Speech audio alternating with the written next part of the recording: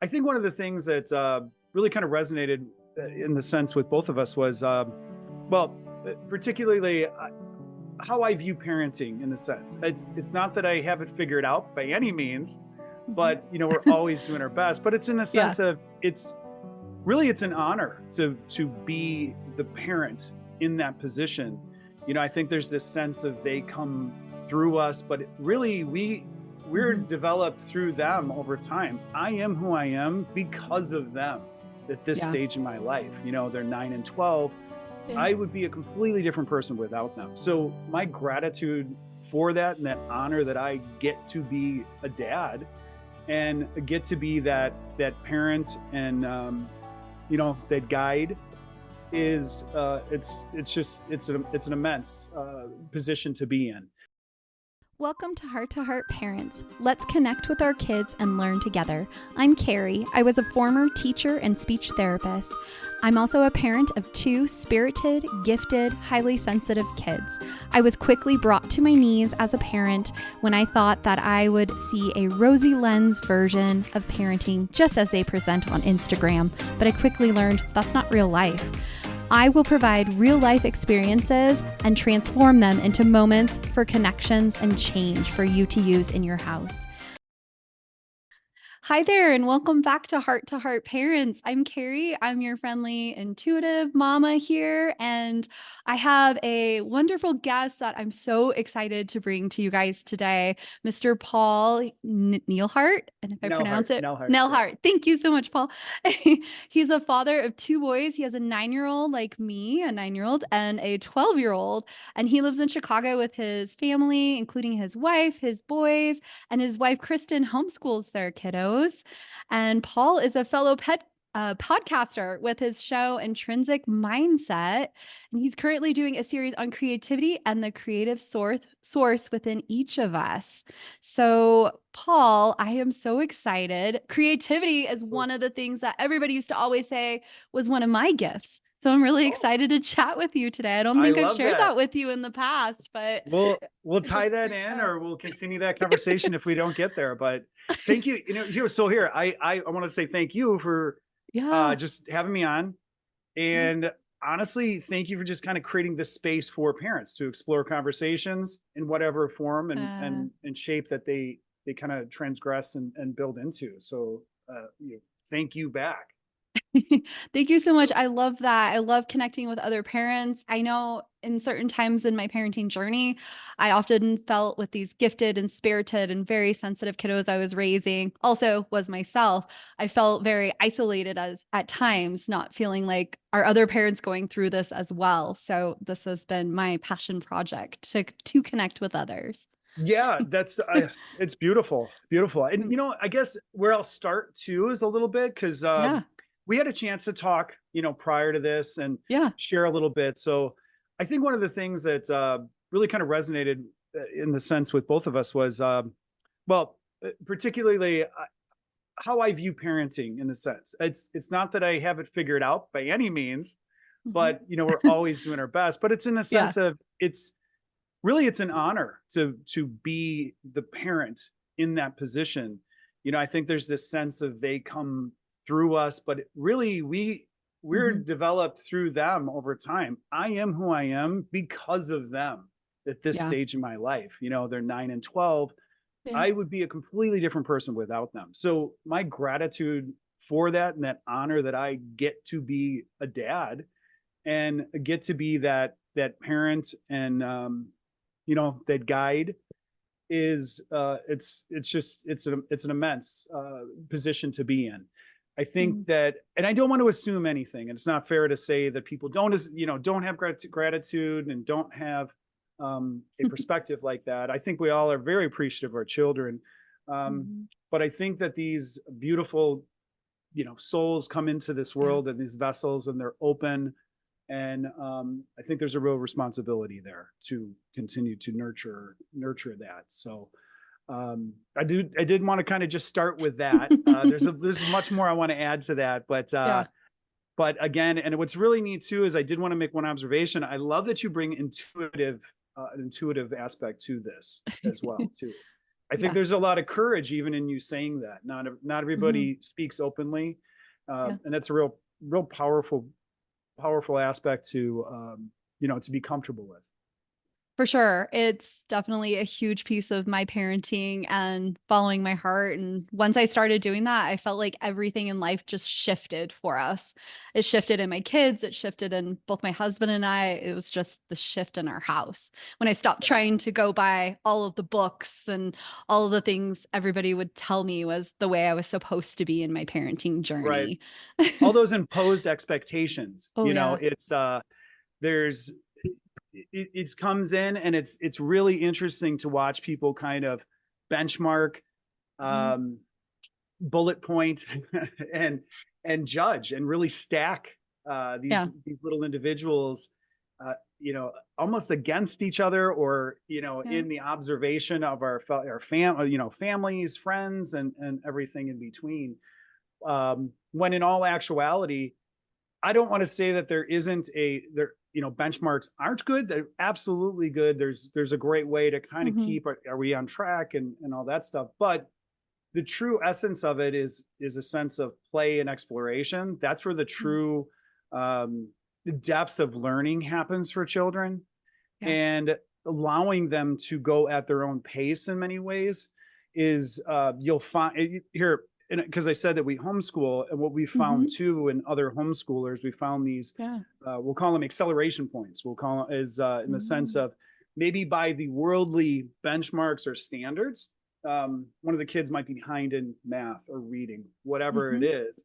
But then what we have is these really interesting acceleration points. Like, my younger boy, he was what we felt maybe he's a little behind in the reading, and then all of a sudden Mhm. he's just a reader. Like, the kid is, he Wow. just, it wasn't clicking, and then it takes off.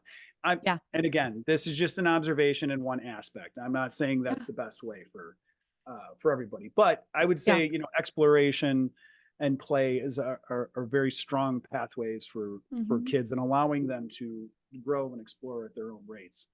It's so true. I love that mindset so much. We just moved our kids from a traditional school setting into a school it's a charter locally and it focuses on social emotional pieces. So they're Oh, looking for everybody's um your strengths and your challenges and they're helping to find those areas and oh, they interesting. understand that we're at different rates.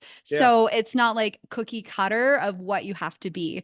And I think we might have ended up in the homeschool journey ourselves if we hadn't had found this perfect situation for our family. that's But amazing. yeah, I completely understand that because my son, he had challenges reading for a little while he was very young when I was starting it with him because he was interested in it, but it took a really long time. And then he just took off and soared. And now I can't get him out of a book. He's like reading for days, just Isn't that summer awesome? break, 2 solid days of summer Yeah. break. I'm like, "Don't you wanna go outside?" Isn't that amazing?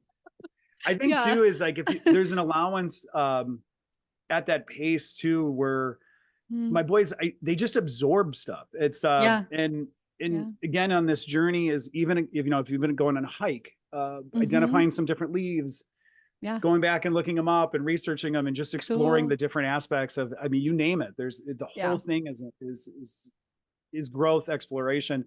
And Mhm. this is actually reminds me too, is like, there's some kind of, if you think about like humanity in a sense, at one point we're nomads, hunter gatherers, roaming Yeah. the Yeah. plains, and that's really where we were taught, is in, I don't want to just pinch it on Mm. nature, but it really, that's Sure. how we did learn, was these experiential aspects. So, Yeah. um, it really makes sense in a certain context.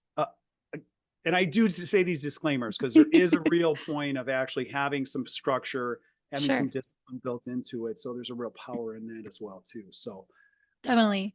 so I don't want to lean too heavy on one or the other. It's, I totally get it. My yeah, grandmother, she used to always says, Let's not go to the extremes." Like yeah, she used to always say, like, the middle path, Carrie. And when I'd go to extreme, she'd be like, do not go to the extremes. So yeah. There's, I I mean, that's definitely the get balance. That's the it. space between, the Yeah. space between so many things. Yeah. the balance of even the right and the brain, those hemispheres we touched on creativity, which is predominantly thought Yeah. to be the right brain, and the logic, and with yeah, I had a point in there too with that space between is not going too manic, not going too one-sided on it, or too heavy, Yes. leaning too heavy in the logic, leaning too Hmm. heavy in the imagination, because you can get lost in either one. It's Um, true.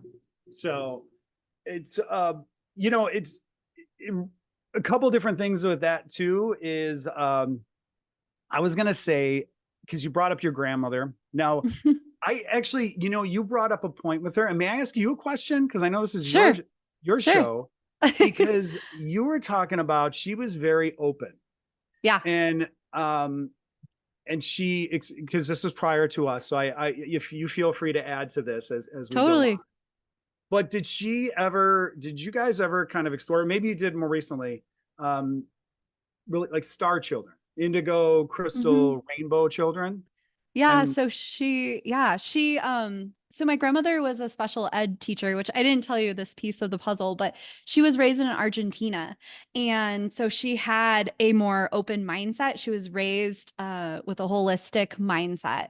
And when she came to Los Angeles and she taught for 32 years special ed, she would talk about the indigo children. She was very passionate about these kids. And she said, and it's similar to what I refer to my kids as: spirited, gifted, highly sensitive, coming to earth and just being alert. My son was born with these open, bright blue eyes, and he looked right at me when they laid him on my chest. He looked right at me, and I was like, whoa, my world was rocked. And then he looked, my husband said, he's beautiful, Carrie. And he looked over at my husband, and my husband's like, what? Look so at there's this a depth of guy. understanding there. It Oh, was just a yeah. real, Oh, yeah. It was okay. like just heart to heart connection. Like, whoa, you are going to run me ragged. No, I'm just kidding.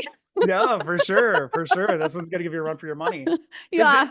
and that's a so there's I would say there's a couple aspects with this. One is there's Hmm. what people would consider these children as is, and we tend to put things in boxes, or bullet Oh, points, one, two, yeah. this, and Label descriptives. it. Labeling is very heavy, which is Yeah. actually something I'd like to talk to you about too, but we'll Sure. get back to that. Sure. And out of this, after the 1960s, is free love and spirit exploration, and some Western people kind of going to India and bringing back some of the Eastern cultures and things like that too. Hmm. This is Yeah. amalgamation. So I think some of these learnings, some of this documentation, there's a lot of authors that explored this, uh, Hmm. Yep. these children's the star children. Dorian Virtue put some stuff out, and Yeah. and I think one thing that happens too is, as humans, we like to categorize and we like to over define things. Hmm. But I think there's just some of it too is just there's a true depth. And this is, I think, you have the kids that are empathic.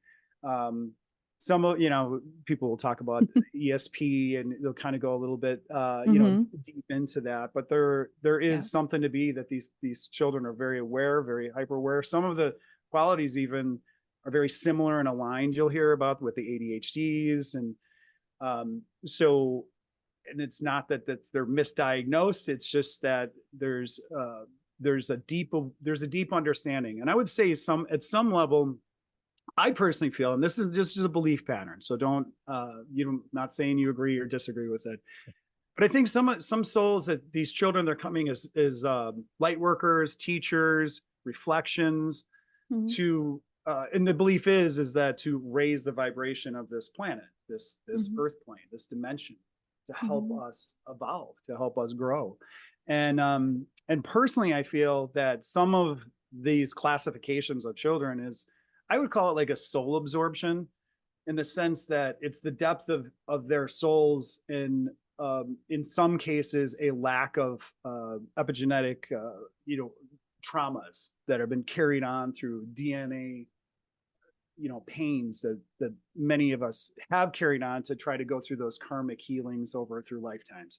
And again, Hmm. this is a belief pattern. I'm not saying that anybody on here listening has to believe into this, Sure. but Sure. is that um so these children, they might come in with it's not that it's a shallow soul journey, but they're not absorbing some of the traumas that some of the other people that are on this planet are, that have. Mm. They talk about it. I'm going to sound like I'm going to go off in a little tangent, but I'm going to come back.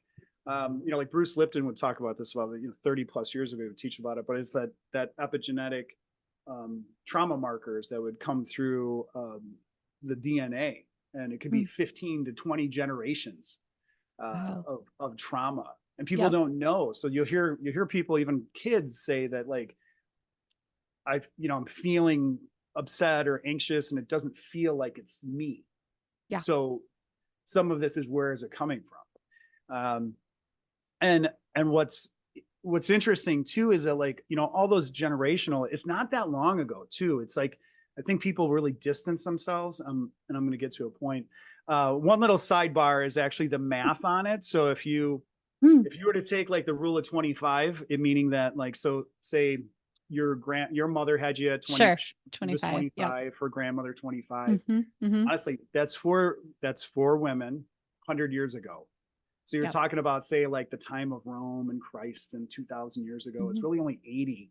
It's only, you know, uh, 80. Okay. it's 80 just a very fascinating. generations. So Yeah. 80 generations. So, go back like 15, 20 generations, you're talking hundreds of years. It sounds like a lot, but it's really not.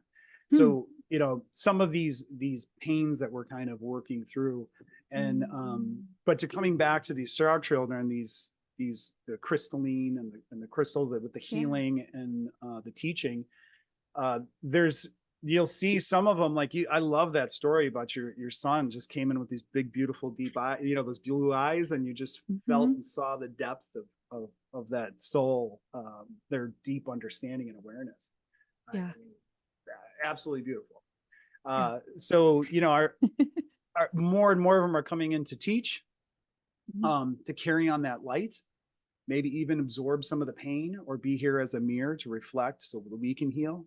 And it's Mm. not just that they're here for each of us, they're here for themselves as well, but in their own soul Mm. journey.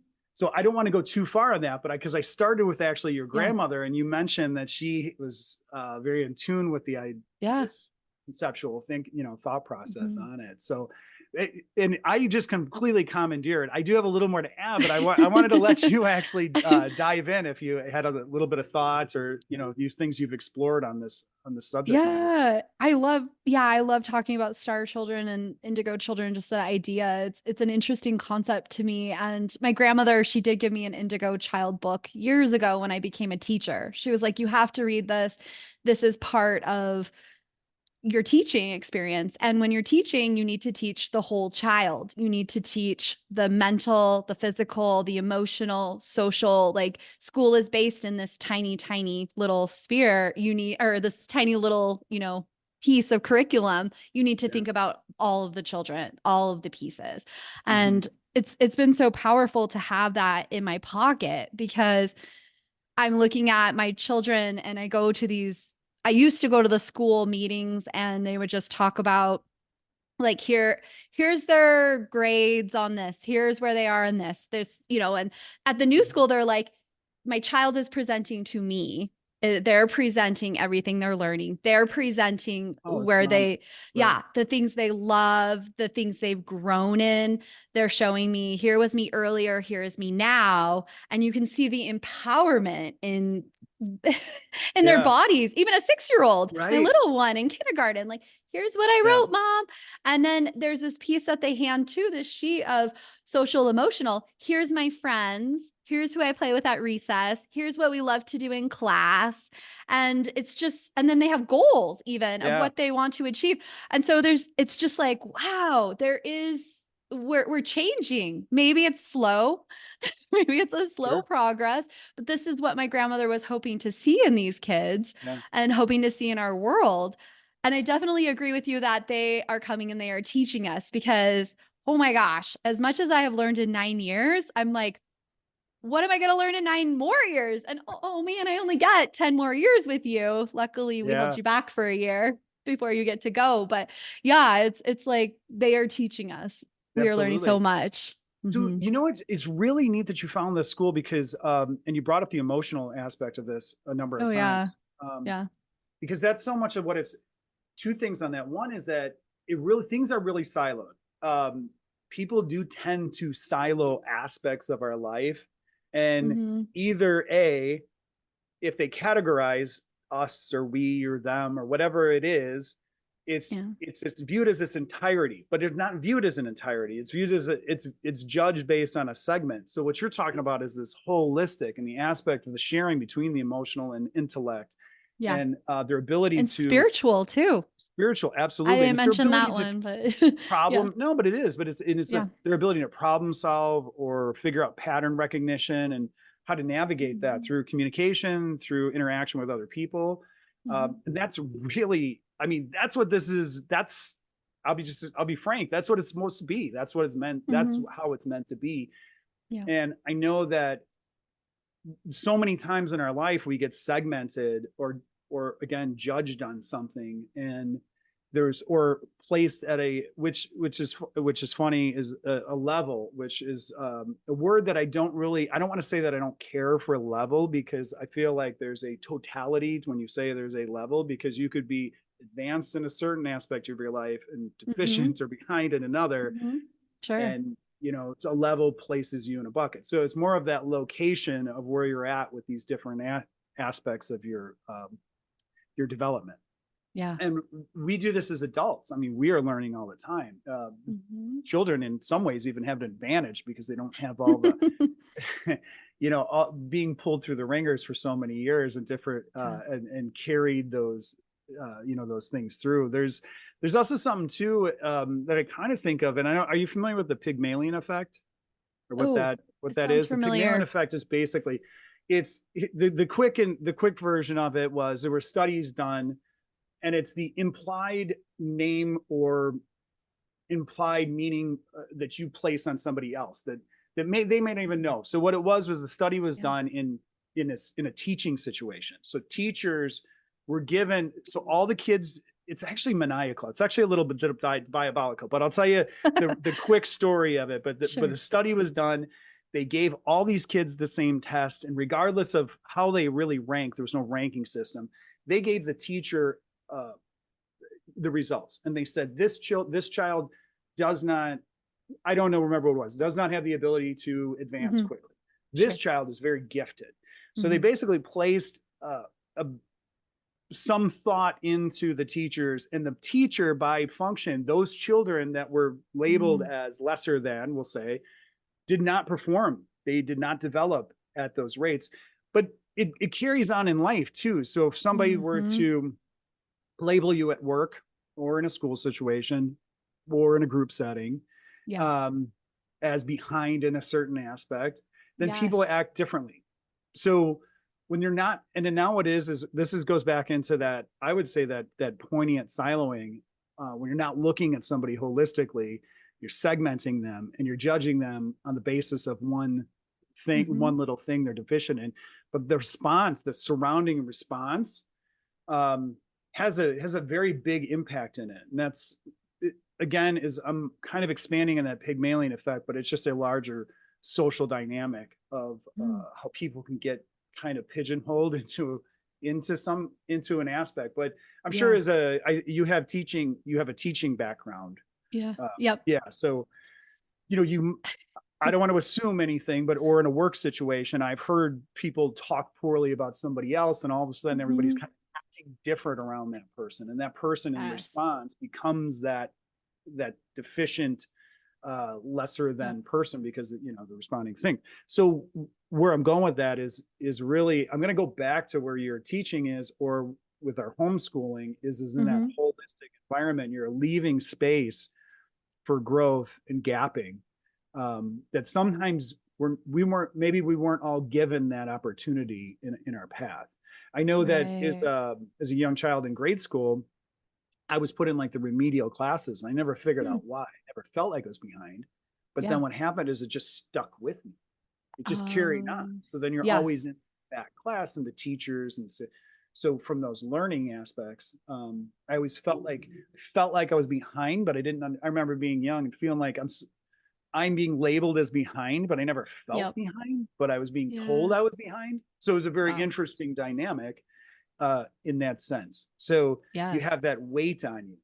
So Yeah. if you can not have those weights, and you're working through the emotional communication, the Mhm. logic, and bridging those and allowing them to fill in the entirety in those spaces. We're all going to have deficiencies. We're all going to have those balances that take a little bit of time. Yeah. Uh, Yeah. so It's it's I'm going to so stop there powerful. because I just I'm grabbed the like, mic and oh, ran with I it. love it. No, I think Yeah. that's so important. My son was never really in a random story that goes with it, but it's almost like we search sometimes for those labels when we're little, like, where Yeah. am I at? Where do I Yeah. fit Yeah. in, The mom? benchmarks, the bullet What are my points, people? yeah. Yeah, he started playing soccer a year ago. He played soccer and it wasn't really his jam. He was just there to socialize, like his mom. Like that's how I was when I played sports too. And someone once called him a grass picker. And that was true. He was picking the Yeah. flowers. Somebody would fall. He Right. would go over, like, "Are you okay?" And it's in the middle of the Right. game. Like, "Let me help you up. Let's brush Right. you off. Let's make sure you're all right." So, and he knew that. He said, "Sports aren't really my jam." I'm like, "Whatever you like, bud. Let's try something else. What do you Absolutely. want to try?" But he latched onto this piece. He got tagged as gifted in his old school. So he would go to this gifted class where he got to do some science minded things that he loved. So then when he's in his new school, he's like, "Wait, mom, do they know I'm gifted? They're not pulling me out for gift G and T." And that is like his identity in his mind. And my husband and Oh, I are like, "Whoa, whoa, whoa, let's step back a few paces. How and do that's a great point. The we identity. Yeah. Yes, we don't want to label you in your mind. I don't want you to be labeled. That's why I mean, he does have certain labels that he's been given from medical sides, and I Yeah. never discuss those.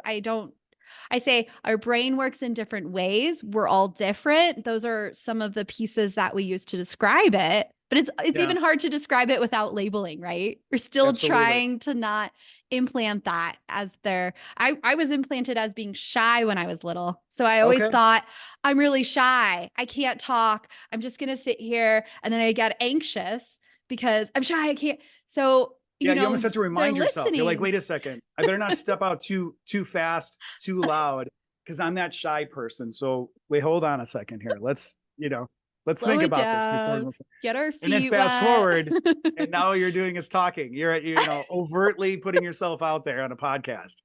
Yes, all the time. I'm like, well, I'm going to do it. It's going to be great. I'm going to change this identity. We're going to reprogram this brain, neuroplasticity. We're going to start Neuroplasticity. firing some new signals in here and Absolutely. heal while we're doing it, right? We're Yes. healing that piece of us. And so my husband and I always joke, we know our kids are going to go to counseling one day because of some things that we've done. We're just trying to reduce the amount they have to go. Like Right. we know we're not I'm trying to perfect. strengthen them in so many aspects. It's going to carry them, but I'm going to mess them up over here. Some way, Some some way, way, shape, and form for sure. something. That Yeah, one time I lost my patience, maybe a couple of times. exactly. We're just trying to keep human. I know. And it is funny. It's just a sidebar story too, is they do remember interesting things too. Is like there was one time we're on Hmm. vacation, my younger boy, I kept saying to the boys, I'm like, hold on, don't do this, don't grab this. It was like one of those things we were trying to get ready. We Yes. had all the bags and everything. And then Yes. it was like my younger one kept messing with something and a water Hmm. bottle fell. And I was like, oh, come on, guys, and he brings it up to this day, like, oh, the water bottle. And it was Yes. just about that little water bottle. And I'm like, he's going to be like Yes. 45 years old someday, telling some therapist how his dad yelled at him about a water bottle that fell. Like, and that's not a big deal. It's just like, Yes. anyway, sorry, I completely digress into I love, that. And it's so true. yeah. And I think, really what's interesting here is, I think the holistic thing is kind of coming out in our conversation, which I absolutely love. And there was another, a kind of I'll call it a mindset pattern that we had talked about. If I may, it was kind of Yeah. the mind bodies. Mhm. Yeah, Right. I love it. Okay. Yes. Please Yeah. tell us about it. Yeah. So we prior to this, we're talking about different aspects and really just about children and about the holistic and the understanding of the greater. And one thing that in our conversation that we were kind of coming up between you and I'm kind of saying this to your audience, is that we were talking about the different aspects of because one, creativity, and we were talking about the left brain, right brain, and then in Hmm. between. And I Yes. was kind of sharing with you. I kind of have a vision of, or a vision of a thought process on our bodies. So Mm-hmm. in a comparison to the yin yang, that light dark aspects, when people will call it the masculine and the feminine energies.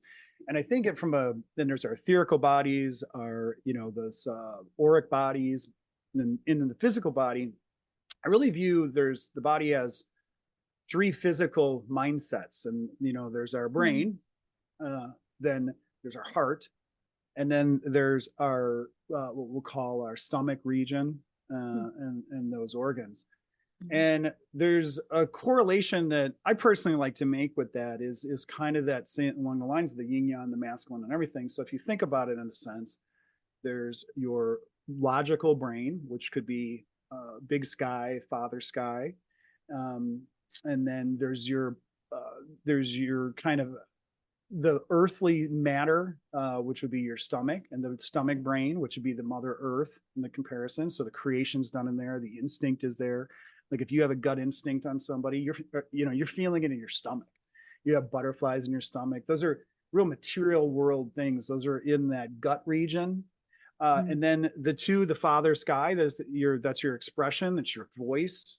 It's where you're receiving information, and it's a different visceral experience through those receptors. And then both of those minds, they meet. The space between is that heart, is really where your heart is. And if you're really in a little bit we'll call it, I'll say unbalanced, but that doesn't feel right. But if you're a little bit too in your head, or you're a little bit too into your, let's call it into the material world, a lot of times that can put a strain into that heart mind as well too, where it can disrupt those, how we approach, how we receive the world, not just how we show up in the world, but also how we receive the world, how we perceive and receive the world. So these mind balance, because this is what's coming up in our conversation, and this is what jogged my memory about it, is kind of that balance and holistic look.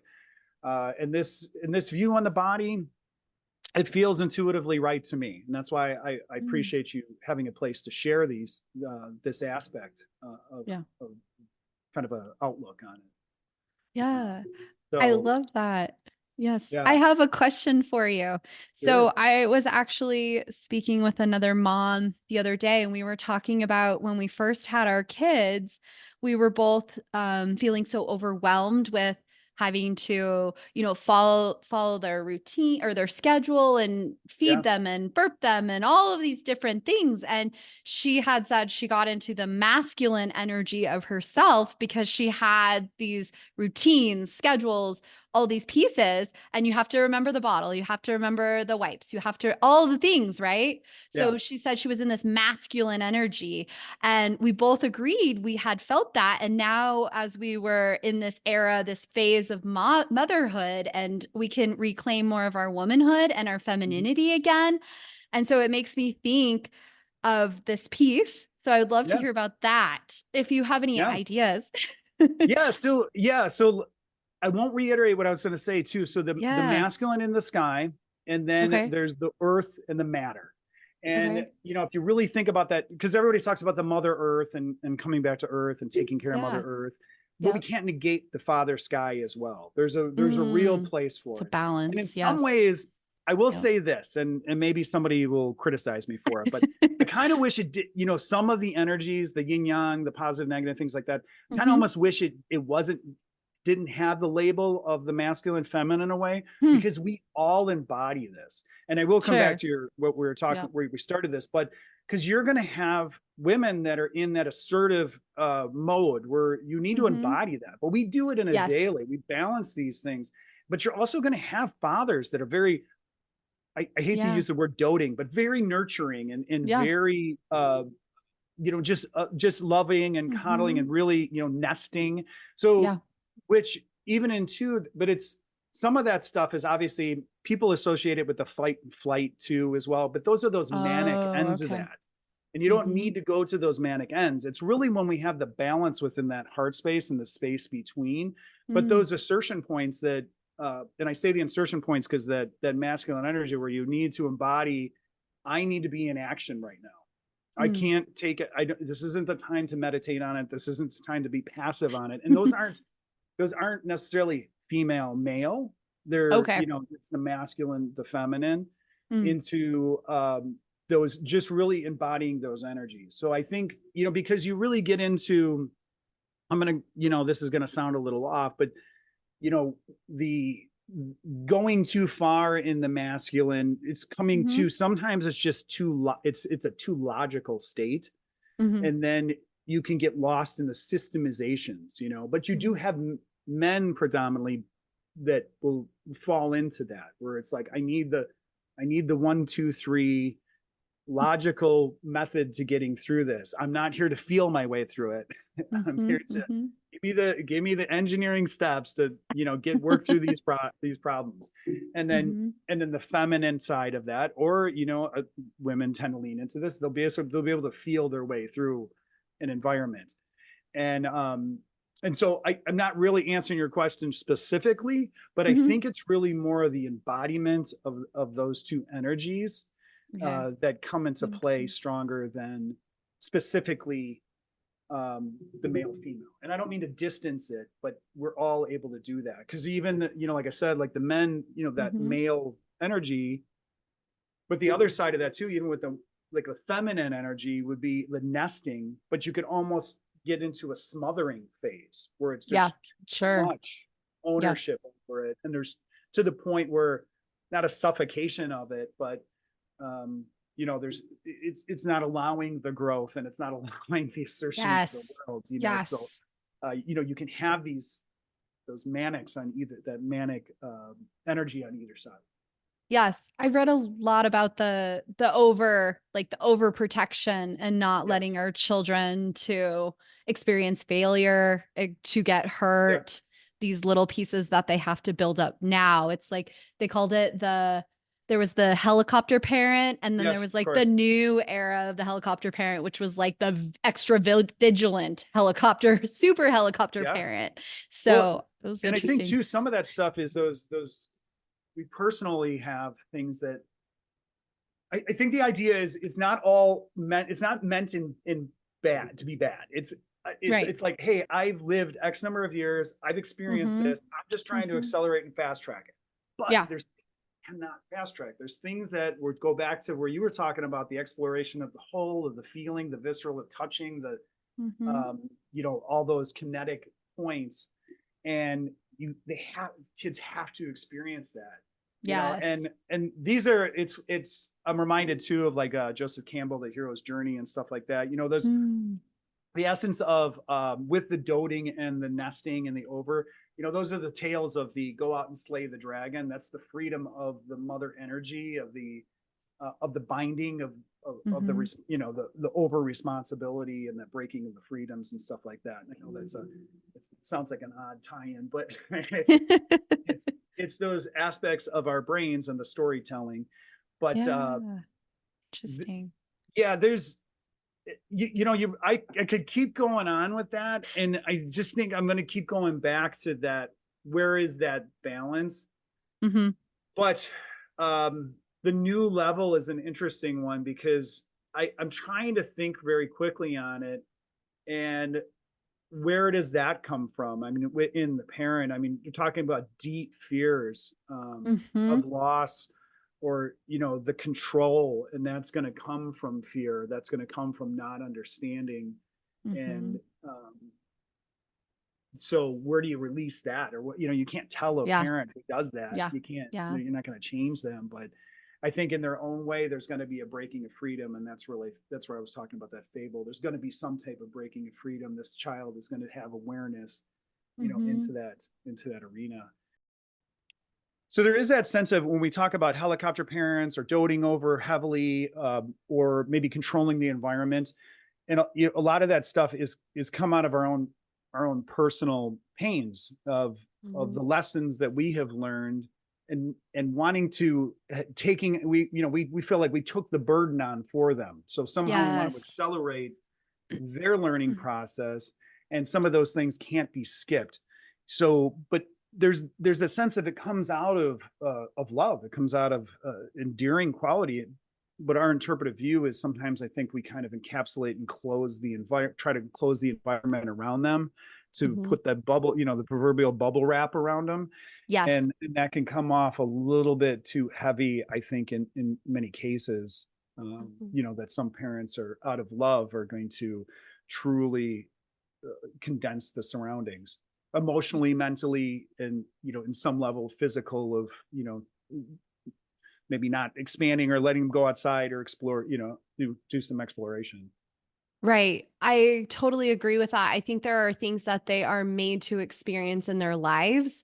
There are things that are made to, if I didn't have certain experiences happen to me in my life, I wouldn't be where I am today. If somebody had protected me from having certain experiences that really, failures that I have made that bring me to making this podcast. If I hadn't experienced failures in certain areas, I wouldn't be here today. So Absolutely. when we're overprotecting, we're rejecting those experiences for our kids in certain Yeah. ways. And we're Yeah. not talking about like obvious things like my son cut his hand on a cup one time when he was a little kid, and I wish I could go back and overprotect in that moment. We're Yeah. talking Right. about, right, like these spiritual Truly, pieces, these yeah, those truly transgression of the learning process of something, yeah. and trying to kind of fast forward, accelerate it, jump to the line. And so we'll bring it to the end and we'll be like, this is going to happen because of XYZ. And Mhm. obviously clearly in a safe and relative Yeah. environment, if they Yeah. were, we're allowing them to uh, see that for themselves and experience Mhm. it for themselves. It's Yeah. you don't really grasp it without that experiential gap. Yeah. So when we take this, when there's something that's deep in the material world, or and we really want to bring it into kind of the warmth and the womb of the Yeah. protective environment, and they're not going to find the total growth. We're going to tell them what the end result's going to be, Yes. Yes. but they're not going to understand how they got. And that's some of that stuff is it's a little bit of that straight line thinking in the sense of we're teaching them in reverse. So we experience Mhm. this is what happened, here's the result, Oh. Yep. and now there's this gap, and you're like, just trust me. So, Yeah. There. and it, they're gonna be stronger for those allowances. So, but it's hard for as a parent. I don't want to let go. I want to just be like, Yeah. don't do that, and just Right. what's the alternative? So Yep. And of the controlling of the environment. So, and some of that's out of fear. So it's based, is that a fear-based system? And we yeah. don't want to go down Yeah. that rabbit hole because that's another, It's yeah. It's true. There's another rabbit hole. And I just thought of something from the educational world that I learned when I was learning how to be a teacher. And so much of it is ingrained in our generation and our era of how we learned in school, which was not project-based learning. Mm, We sat in a chair and we were told, this is the information. Here's all of the information you're going to learn.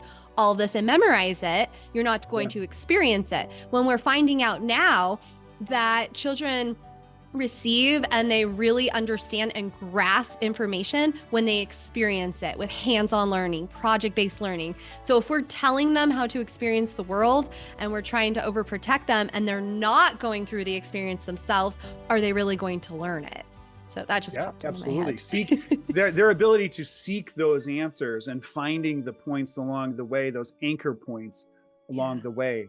It's, Yeah. to that point, it's this one thing is like, here's the date, 1776, Yep. remember that date. Yep. And not understanding why the impact, or what the understanding of what that Mm-hmm. waypoint is, Yes. through the navigation of learning that. And their ability to Yeah. learn that is going to give them also the confidence to explore and to expand. Yes. And if you Yes. continue to stifle in that window, there Mm-hmm. might be a point where they just stop trying to extend themselves.